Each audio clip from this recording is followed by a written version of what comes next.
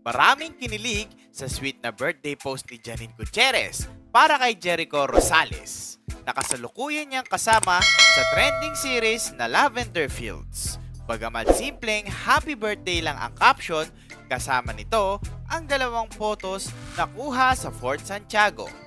Napansin agad ng netizens ang chemistry nila. Lalo na't ang mga fans ay matagal nang naghihintay ng confirmation mula sa kanila.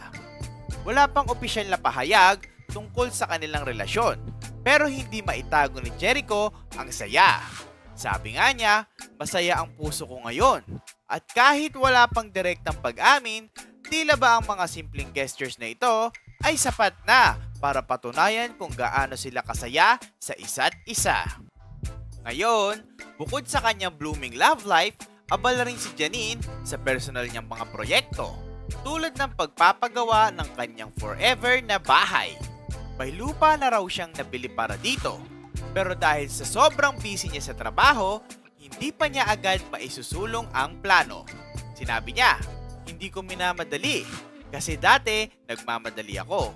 Pero ngayon, na-realize ko na dapat hindi ko ipilit. Siguro kapag may free time na lang. Ang pangarap niyang bahay ay isang simple pero functional na tahanan na may 4 na kwarto na maaaring magkasya ang kanyang buong pamilya. Bilang panganay, madalas daw na siya ang pinupuntahan ng mga kapamilya tuwing may okasyon tulad ng Pasko at Bagong Taon. Kaya gusto niya magkaroon ng bahay na kompleto ang lahat. Pero hindi lang bahay ang pinagkakaabalahan ni Janine.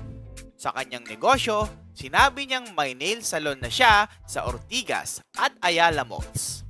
Nakasama niyang itinayo kasama ang mga kaibigan. Ang nail salon na ito ay franchise mula sa isang kaibigan at kumikita na ito simula noong panahon ng pandemya. Bagamat hindi maluho si Janine, inamin niyang bumibili siya ng mga luxury items, ngunit hindi ito ang kanyang priority.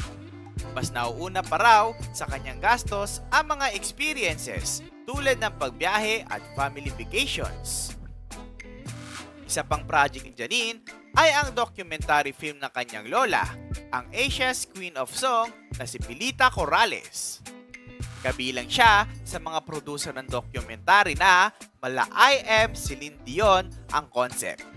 Gusto naming ipakita ang buong kwento ni Mamita, hindi lang bilang isang singer, kundi bilang isang ina at lola.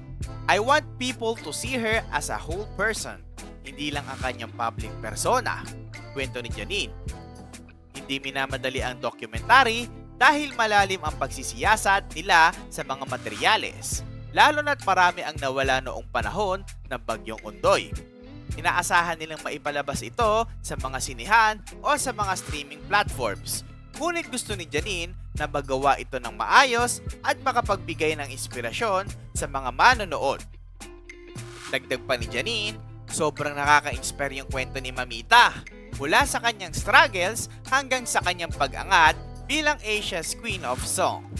Gusto kong maipakita kung gaano siya ka-hardworking at kung paano niya nalagpasan ang lahat ng mga pagsubok sa buhay. Sa ngayon, busy si Janine sa mga proyekto at pagpapalago ng kanyang mga investments, habang ine-enjoy rin ang kanyang oras kasama ang pamilya at ang rumored boyfriend na si Jericho Rosales. Patuloy na abangan ang mga updates sa kanilang relasyon at ang mga plano ni Janine para sa kanyang dream house at documentary project. Kaya stay tuned mga kakita kids, marami pang pasabog si Janine at siguradong magiging exciting ang mga susunod na kabanata sa kanyang buhay. O paano? Hanggang dito na lang muna tayo. Kita kits sa next video dito sa Kita Kids Showbiz.